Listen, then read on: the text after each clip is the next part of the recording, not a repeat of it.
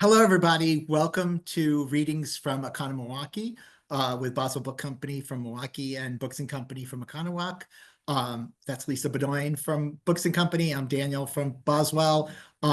This is a recording, so you could ask questions, but we have to forward. It will take you about a week to get an answer. So with that said, Lisa is going to do the introduction today. So hello. Hi, welcome everybody. Eric Puchner is the author of two short story collections, Last Day on Earth and Music Through the Floor, as well as two novels, Model Home, which won the California Book Award, and his newest novel, Dream State, which the Boston Globe writes is a fresh, wise, funny, and compassionate. So many delicious lines float forward. A reviewer is overwhelmed, and I have to say so as a reader. Dream State is wonderful, feast, and a feat. And I would have to agree 100%. So this is a wonderful, wonderful book. You can read more of his fiction and personal essays in multiple publications, including GQ, Granta, the Best American Non-Required Reading, and the Best American Short Stories. Eric is an associate professor in the writing seminars at Johns Hopkins University.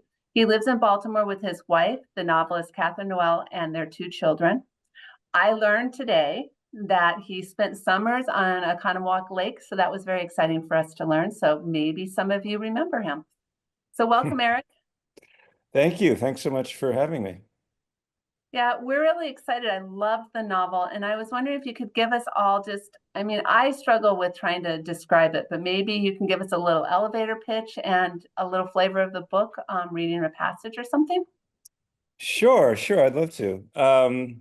Dream State centers around a beloved lake house in Montana, and it spans 50 years in the lives of two friends and the woman they both love, and it traces a stunning betrayal that goes on to haunt all three of their lives and the lives of their children.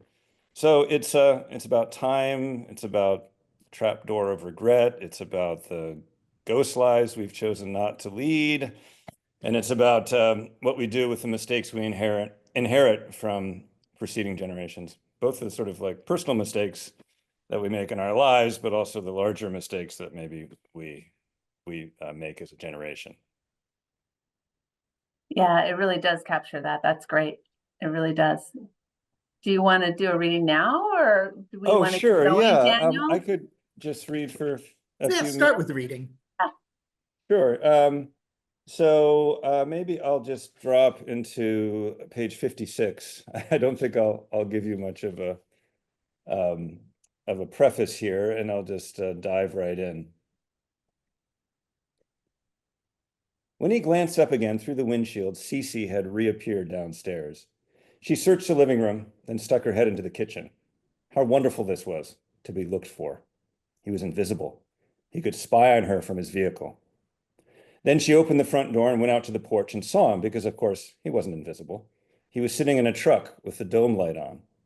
For no earthly reason, Cece pretended not to notice him and then picked up the binoculars from the table and pointed them in his direction, jumping back as though she'd seen a bear. A dopey thing, a joke, and yet all was lost. It was like a compass finding north, a happiness as pure and sudden as that. She even looked different, new and strange and somehow in focus. The wild shrub of hair, the slanty jack-o'-lantern eyebrows, the dimple in her chin that looked like a poke. None of these features was particularly attractive. On their own, in fact, they were sort of funny looking. But put together, they were beautiful, heart-walloping, a face he'd missed his whole life without knowing it. Cece, who lowered the binoculars, stared at him in concern. Garrett realized he still had the keys in his teeth. He dropped them in his lap like a golden retriever. "I have to go," he shouted, essentially to himself. He had some trouble hand-eyeing the key into its slot. Then he switched off the dome light and reversed down the driveway and backed into a corner of the fence, which made a sound like a firecracker. Garrett sped off in his truck, then slowed once he realized how fast he was going. The empty road seemed to dangle in front of him. Good God, what had he done? The moon, that lighthouse in the sky, guided him home. "I'm sorry," he said to Charlie in his head, because he damaged something and couldn't remember feeling so happy.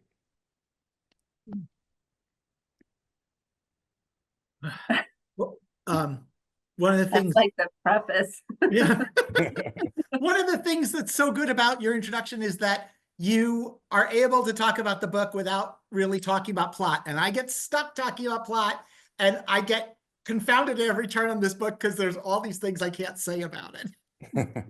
It's Plot like, is so oh, hard. I spoiler, mean, spoiler. yeah, it's so hard to talk about a book and what it's about. I mean, on the one level, there's the plot, which you don't want to give away, but also the plot isn't really what the book is about on a fundamental level. I mean, a novel is about the experience of reading the novel. It's the feeling that it gives you, and that is very hard to describe. So either you talk about the plot and you give away spoilers, or you talk about the themes and you sound pretentious. But really, it's about the emotional effect the book has on you, and that's really impossible to describe. Mhm. I have a lot of difficulty sounding pretentious, so I'm willing, I could probably talk about a theme. I'd like to talk a little about place. I love placey novels. This book is intensely Montanan, as you can say, but I will say that I rarely read a book that has a place disclaimer on it.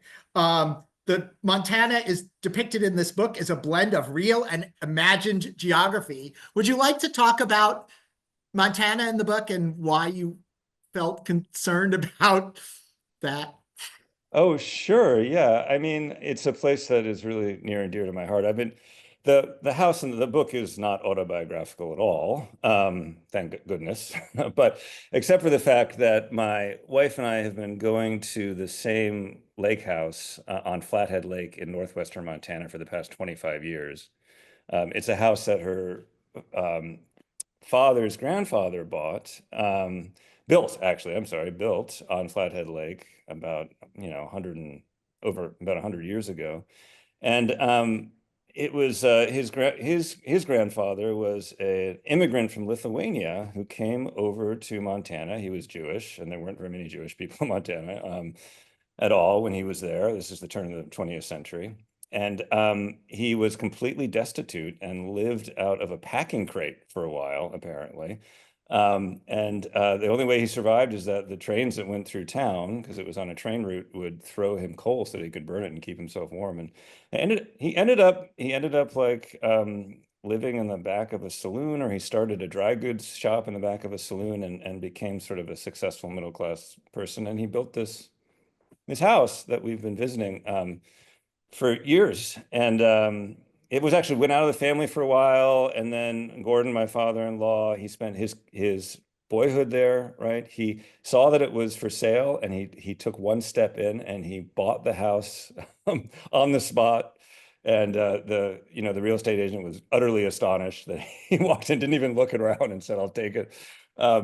So it's a house that it's not what you imagine, some sort of like idyllic spot on a lake. I mean, there's houses on either side, very close together. There's a major trucking route that divides the lake from the house. So it's not necessarily what you think of when you think of a Montana lake house, and yet it's my favorite place on earth. So anyway, that I wanted to write about this house. So the house in the book is modeled very much after that particular house. And I wanted to write about Montana because I love it so much in the setting.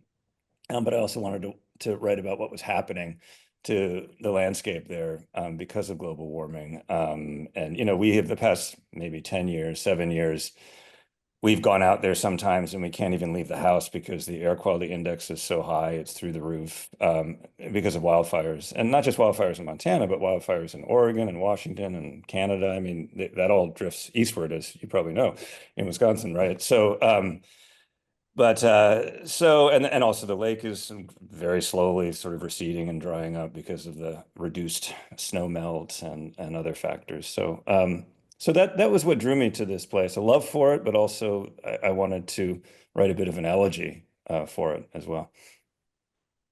At the opening of the book is when Cece first comes to the house. I mean, not when she first comes, but she's there by herself for the first time to prepare for their wedding, her and Charlie's wedding. And you just write this sort of Eden-esque sign of space with the orchards and all of the fruit and the flowers and the light. And it is just glorious. That's those summer times. And your way you portray it is just beautiful. You set us up, and then we slowly just go through the decades of how it changes. And you just keep without, breaking our hearts. I know. Well, I hope there's some humor and some joy in there as well, but thank you Of very course. much. Yeah. Yeah. That is what I wanted to do, is to create this sort of Eden, and then watch the fall, a very gradual fall over the course of many years, 50 years really. Yeah, both the fall in terms of the characters themselves, some of them at least, but also the landscape. Yeah, thank you. I do. I mean, the novels that I just adore are those old Russian novels where all of human experience is represented. And I feel like, you pick up some novels these days and they're funny and I like the sensibility and the voice, but the level of sort of like bleakness is almost like an affectation, and the characters start behaving in ways that no human being would ever behave, like you're reading about an alien. And I wanted to write a different kind of novel in which these were recognizable human beings who experienced the entire gamut of the human emotional experience: joy, sadness, hope, despair, all of it. Yeah. And go ahead, Daniel. No, no, go ahead. Well, and I think too, you work with time. You do cover such a huge period of time, and we get to know the characters, and you're weaving time in. So it's not just this, okay, we did this, and this. It's sort of a back and forth. You hold stuff from us as a reader, then you reveal it, and it changes our perspective. And during all of that is just the comments in the landscape and the house sort of setting the space for all of this to happen. And gradually you're like, oh, this is so different. Lisa, And you feel it. you're just like the book because it's so packed with so many different ideas. I mean, I know you haven't, you write a lot of stories, but this is your second novel, 15 years of the first one, and it feels like 5 novels sometimes because there's so many things going on in it. I wish you would, one of the things Lisa talked about was the time, and everybody who reads this book talks about the amazing things that you do with time moving around, like how you'll get time to jump around and speed up and go through a year in a paragraph. Tell us how, like, what you were thinking when you did that, or expound on that a little. Well, I mean, I love books that are about time. I mean, all my favorite books are about time. In fact, most of my favorite books, time is it's the antagonist in the book. It's not really one of the characters so much. And it's something that we just are dealing with. And maybe I'm getting older. I am getting older. I know that. It's not a maybe. I'm definitely getting older. And I just, I'm also, I wanted to write about time, and I knew that I wanted the novel to be a big novel that covered a lot of ground because I love those novels. And at the same time, I'm really enamored with with novels that are about houses, that center around a particular house, and you watch the house age through time along with the characters. And I find that incredibly poignant because, I mean, it's about our desire to create a home in the world and to create a permanent home in the world, which, I mean, ultimately is a doomed endeavor, right? We don't have a permanent home in the world. We're just passing through. But houses are supposed to represent that permanence. So, I mean, everything from To the Lighthouse by Virginia Woolf to James Salter's Light Years to Marilyn Robinson's Housekeeping. I mean, I just adore those books, and they just really speak to me. So I was interested in this house that is supposed to stay the same, be a fixture, and then all of this change happening around it, not just the characters, but with the state of Montana itself. And then, well, no spoilers, but The characters too go through so much. There's a lot. You write the friendship between Charlie and Garrett, and then they're college friends so well, and there's that growing friendship, and then there's also just the betrayals that happen in our lives, and that space with Charlie and Cece and Garrett, you work with the time with that. You want to talk a little bit about how when you decided to reveal, like, we don't really get to meet or see Charlie and Garrett meeting until like way later in the book. And do you want to just talk how you move those things around to keep the momentum going with the friendships and with the suspense? And what I would love you to add is, did you change some of these orders while you were writing the book, or did it come out that way? Sure, absolutely. I definitely changed a lot. I mean, went through many drafts. I worked on this book for years. So, and a lot of those, just to go back to your earlier question quickly, a lot of those elisions, that stuff that's in the white space that is left out of the book. I mean, to me, a novel is so much it's about what's there, but it's also about what is being withheld and isn't shown just as much, in fact. And I liked the quality, the sort of ghostly quality that gives the book, because one of the questions of the book is a question that we all deal with, which has to do with regret, but it also has to do with this idea of whether we're living the life that we were quote unquote meant to live, as if that, actually exists. But there are all these other lives out there that we almost lived. And I sort of wanted those almost lives, those ghost lives, to fill the empty spaces between the chapters almost. So that was a sort of, we're talking about reading experience. That was one of the emotional effects that I wanted to achieve by leaving so much out. But to go back to your question, which I completely forgot. What was it? So we were just talking about the arc of time. Oh, and right. Things around what was left out, or how, the choices to hold something later to build that suspense or create the ghost space. Yeah, in the first section, which is sort of, the first section is a more traditional kind of novel, really. I mean, it's almost functions like a little novella within the book, because it's headed towards this moment, this climactic moment, which has to do with the wedding. And it's a disastrous wedding in one way. And it turns out to be a disastrous wedding in several ways, but you know that it's going to be a wedding in which everybody or half the wedding party has norovirus. I don't know if you've ever had norovirus. It's been going around. It is. While I was reading it. Oh, really? Wow. Yeah. I'm so sorry. It's a really hideous experience. Luckily, it only lasts a couple of days. But so that actually comes from an actual wedding that I officiated, in which much of the wedding party had norovirus. The flower girl, when she was walking down the aisle, threw up, and the groom was so sick he had to sit down.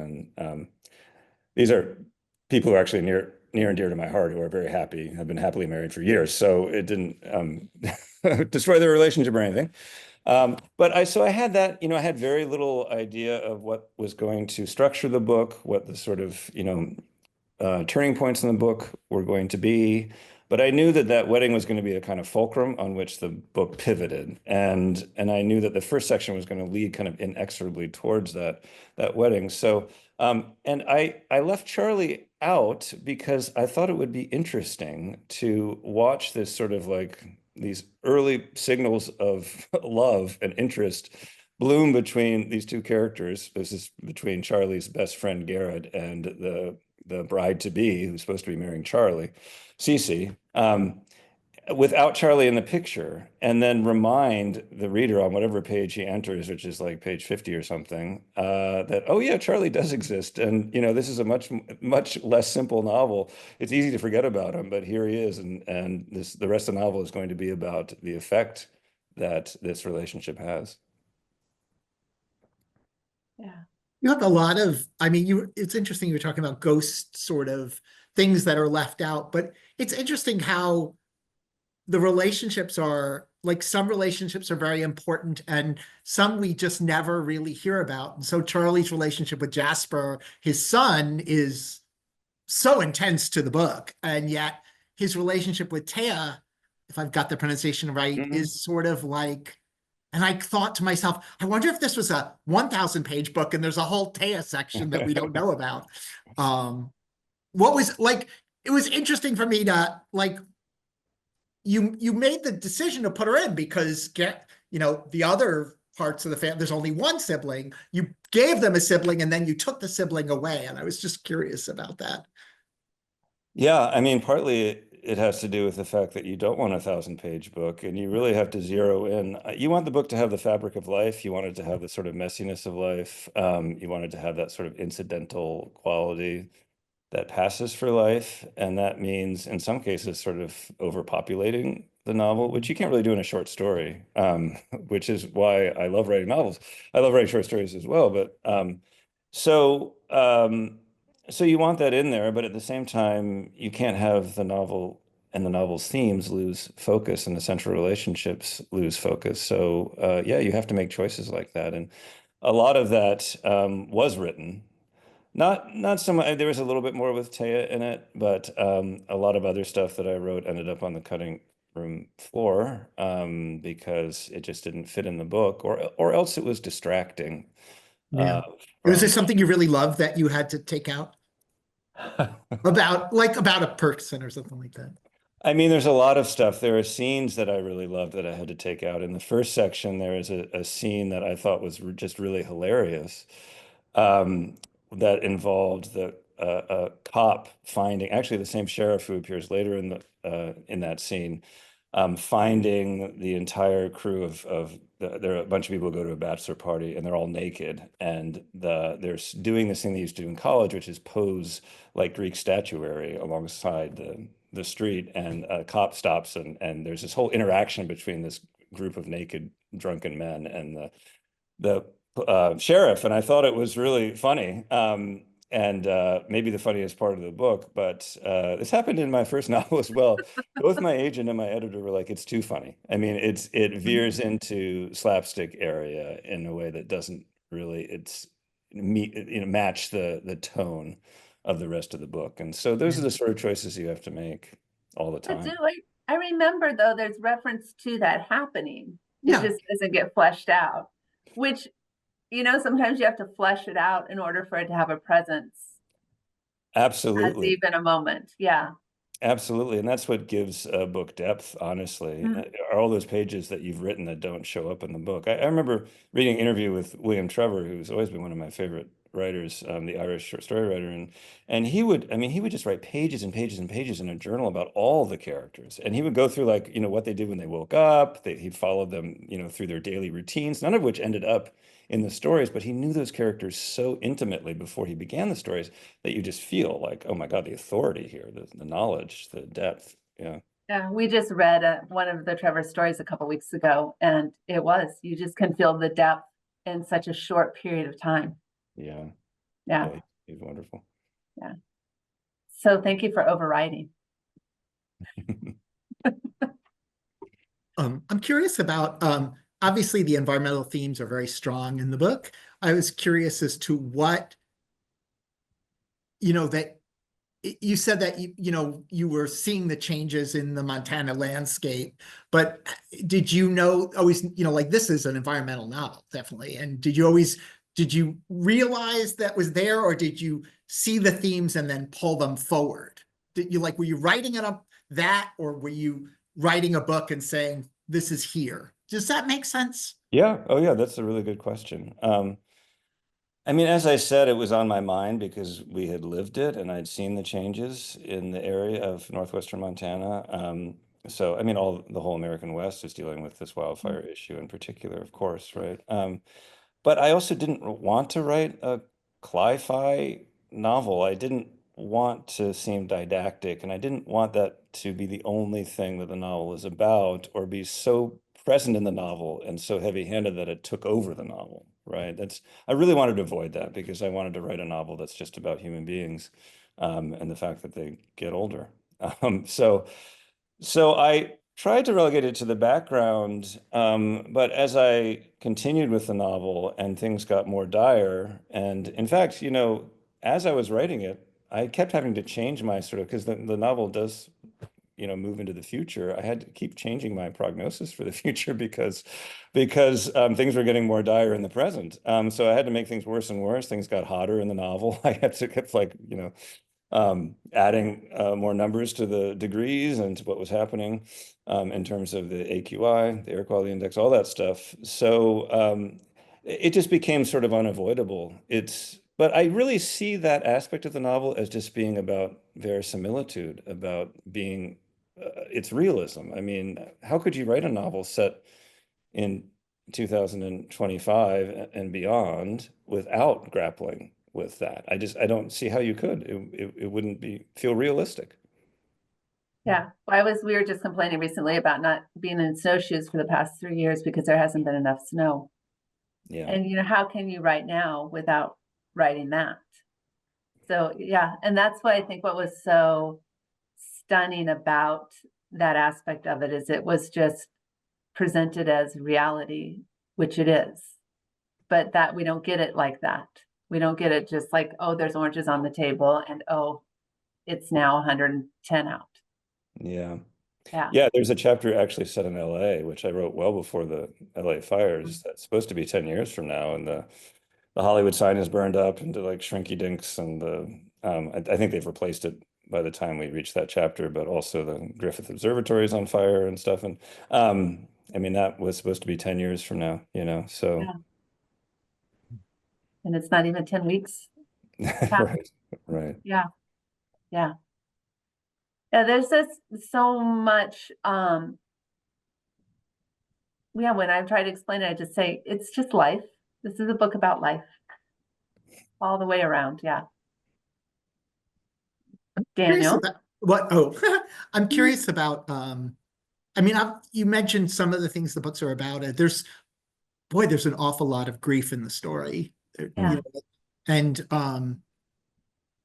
uh, everybody is dealing with loss, which is life, of course. There's also I I don't know. Talk about grief. Yeah, I mean there is loss in the book, but I don't think there's more loss in the book than there really is in life. I mean, that's Yeah, not been my experience. We lose everybody we love, right, eventually. right. So Well, that's just as they age. Yeah. yeah. And so I've lost both my parents. So certainly my mother's death actually was very in the forefront of my mind when I was writing about Cece's grief over the death of her mother. In the book, Cece's mother dies of cancer when she's a teenager. And she grapples with it for the rest of her life. So that a lot of that, when I write, I certainly don't write autofiction. I don't write autobiographically, but I write emotional autobiography, right? I think all novelists do. If you don't have an emotional point of connection with your characters, then you're not going to have believable characters, and you're certainly not going to move anybody with your fiction. So all of the emotional struggles that the characters are having are emotional struggles that I've struggled with, either currently or in the past. So yeah, I mean, it's something as you get older that you just have to. And I think that there was also the larger sense of grief over what's happening to the earth and the fact that we're allowing it to happen. I mean, that is a big part of my daily experience of the world is that grief and frustration. So I think partly my I read a lot of books about grief, but I notice that so many people nowadays read a lot of genres where it isn't really a major, if you're reading romance or science fiction or thrillers, it isn't always there. There are other emotions that kind of drive the story.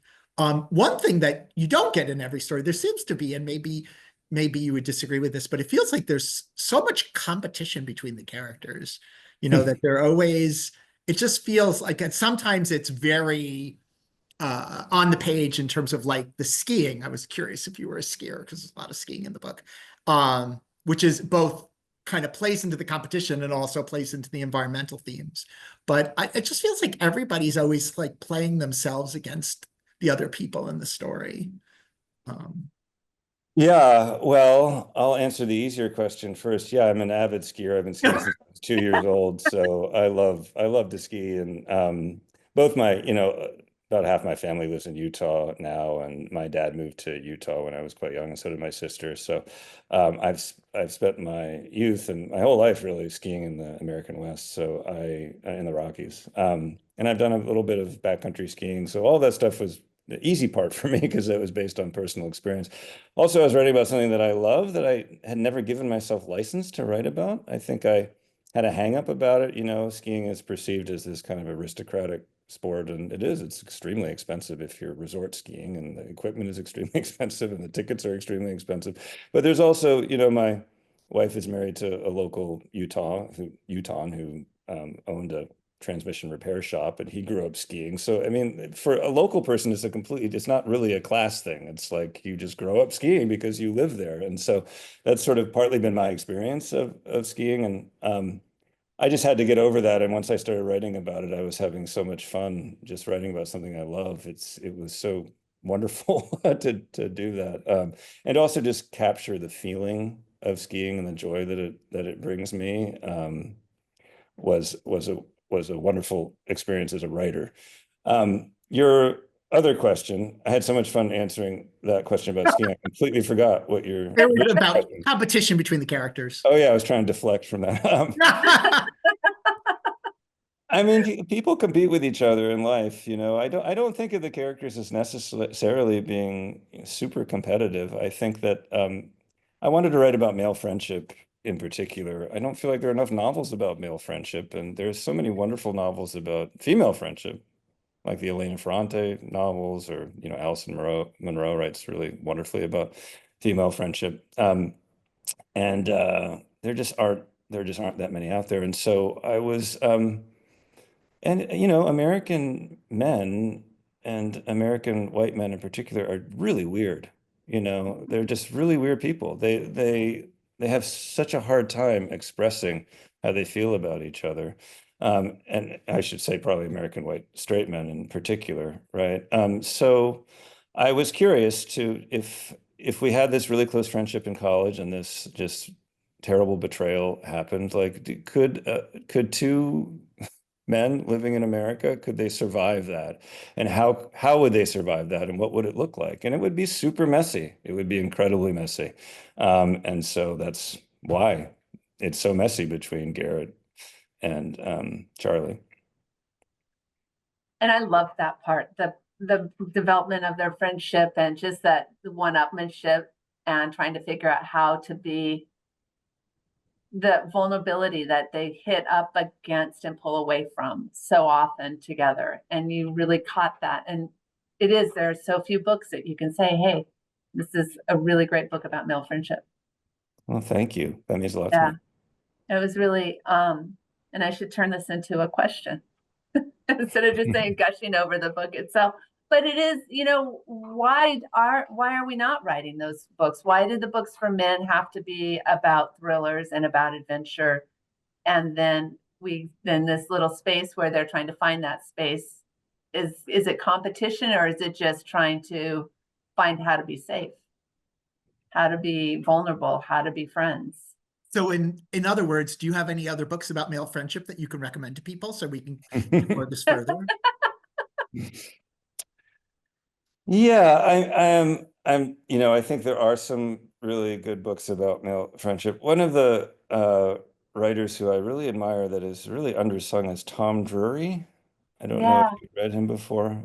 He writes about Iowa, and he writes about small town Iowa, and he does write about male friendship. And his book, The End of Vandalism, I don't, it's also about love.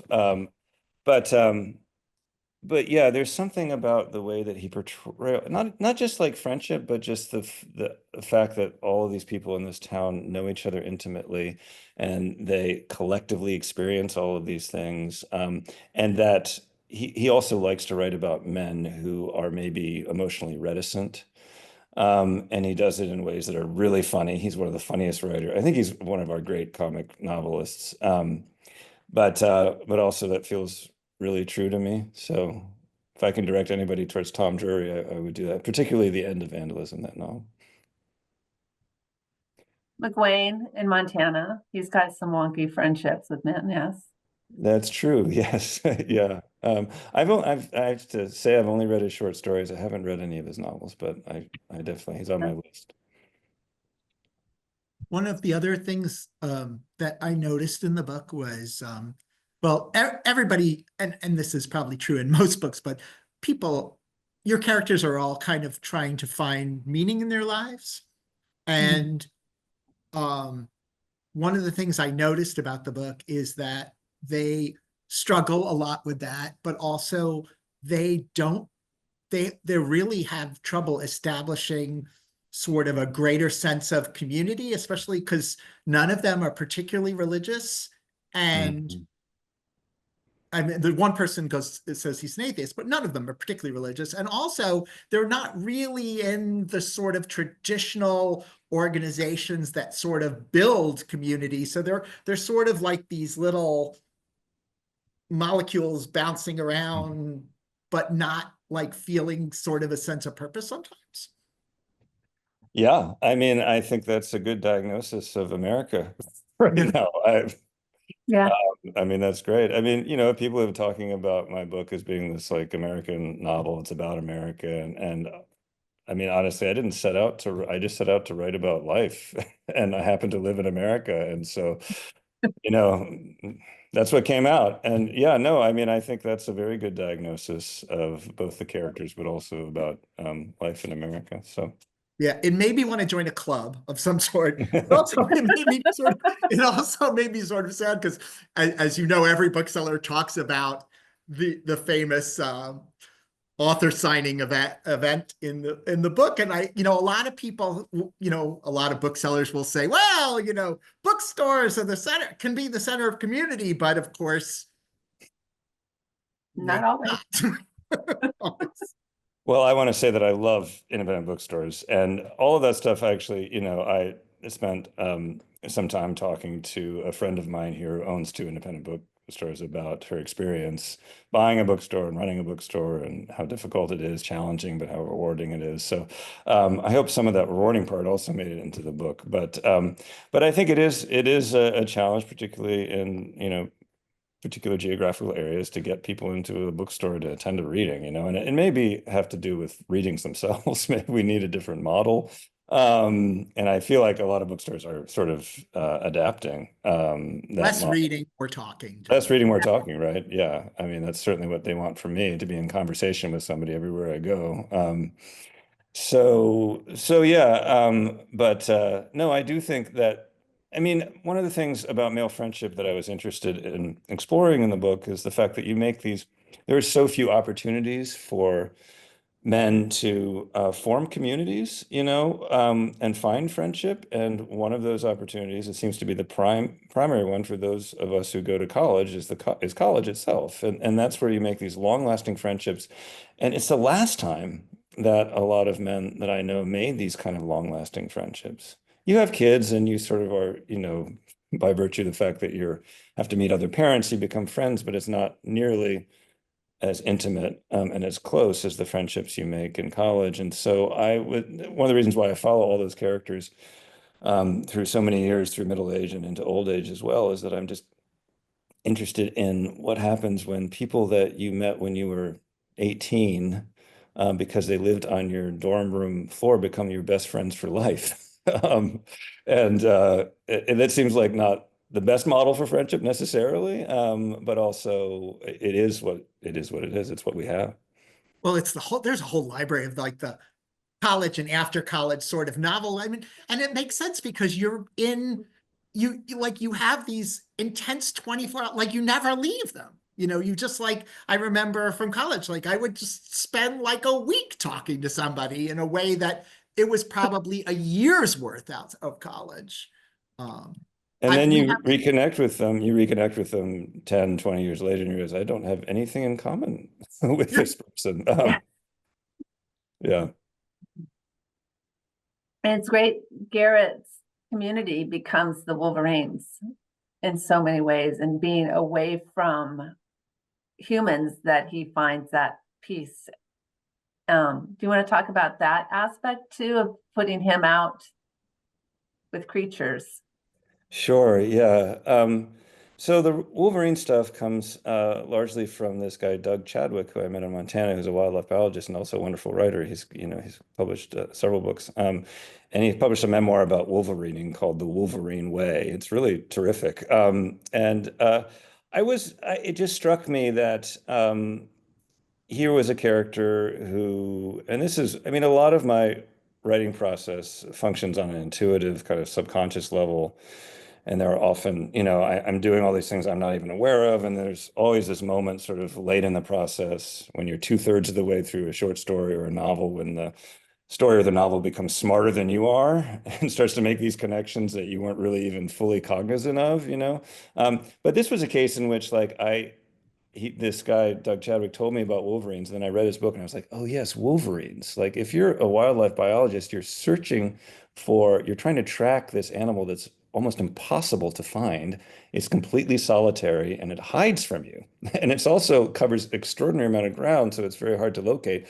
And also it's all about its survival depends entirely on snowpack and it remaining cold. And then here you have this character, without giving any spoilers away, who is grieving because he had to search for something in the snow that he couldn't find. And so it just seemed so perfect to me on so many levels that he would be working not just as a wildlife biologist, but specifically with wolverines. That was a kind of aha moment for me that actually rarely happens to me. Usually I'm writing and I'm just fumbling around and things, they rhyme with each other almost accidentally. And you're like, oh, right. And then in the next draft, you sort of bring those rhymes, those echoes more to the surface.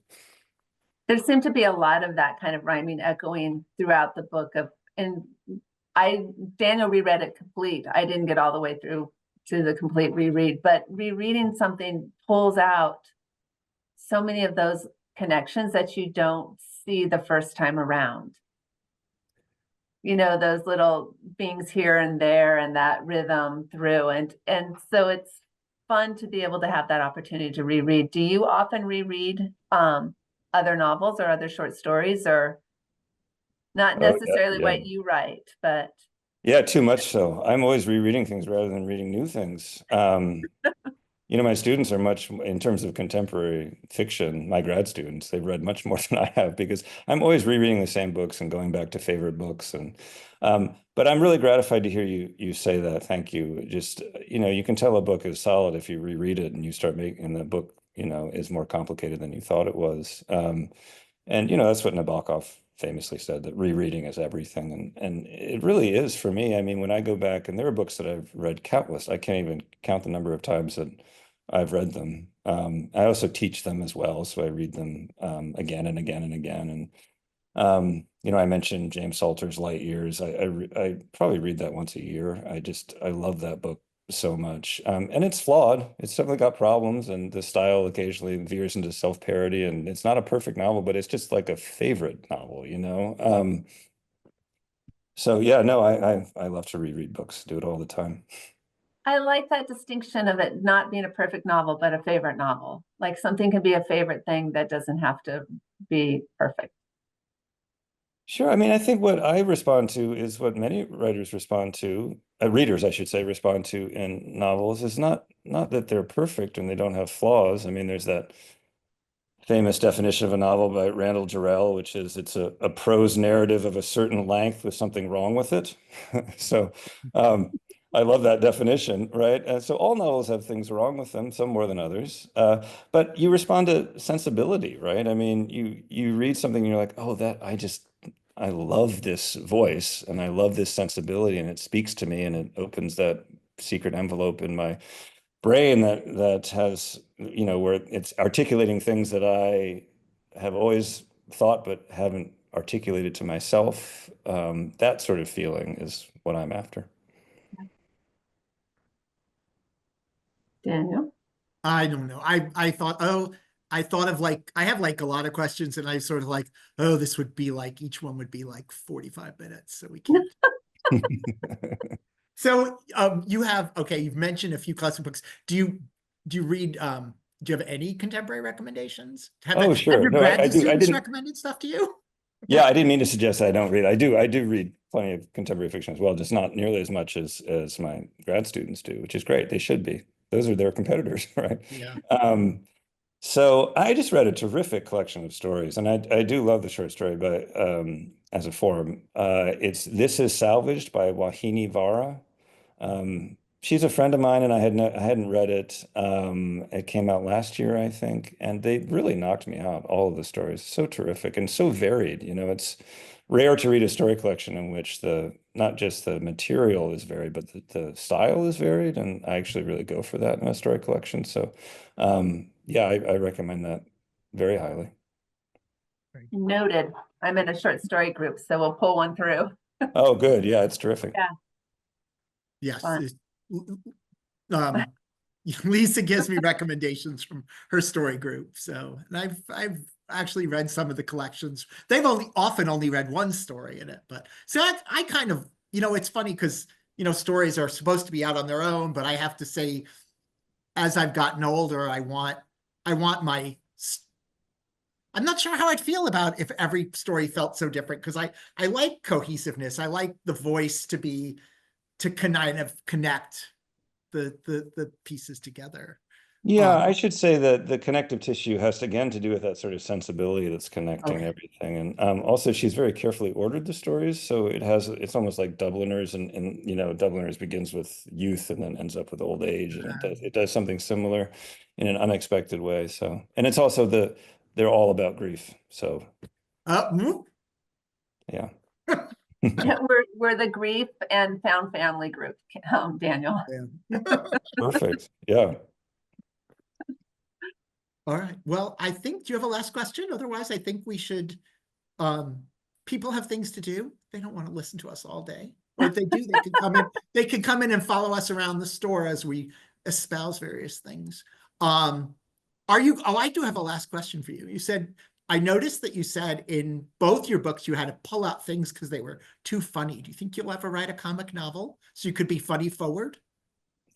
I thought I had written two comic novels. I mean, so I don't, it's funny when people talk about a comic novel, they're thinking about a particular kind of comedy, I think. I think they're thinking about wackiness, or I don't know what they're thinking about. But for me, I mean, I feel like I write in a comic vein because I don't really think that comedy and tragedy are very far apart at all. In fact, they're two sides of the same thing, which they're both reactions to the absurdity of existence, right? So I really don't think that they're all that different, and I really am interested in books that explore that sort of common ground between what's funny and what's terrible and sad. So. I mean, for example, you brought up the scene in the book where there's a disastrously attended reading, and I think of that as kind of a comic chapter.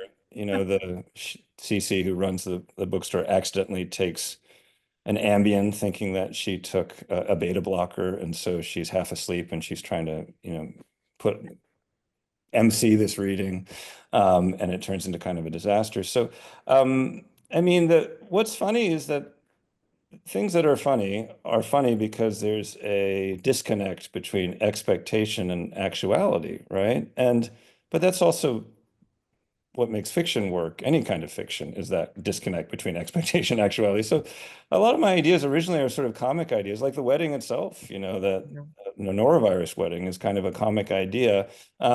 And I write towards it. And when I get there, it becomes both funny, but also not funny, because I'm also not interested in novels that are only funny. And the funny too is not just, it's the comments throughout, the seeing things a certain way, the joy in seeing the humor at the moment that comes through very much in this book.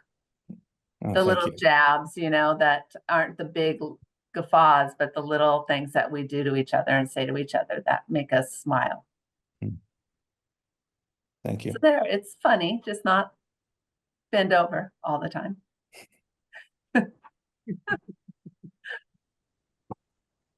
Well, thank you so much for talking to us. We are very grateful for your time, and we're thrilled about your success. So we can't wait to hand sell your book all year. So. Well, thanks so much to both of you. It's a real pleasure, and your questions were really meaty and great. So thank you. It's a great conversation. Thank you so much. It was wonderful, and have fun with the rest of the tour. Thanks. And enjoy. The book is great. I can't wait to get it in hands. Thank you. All right. Take care, both of you. Bye. Bye.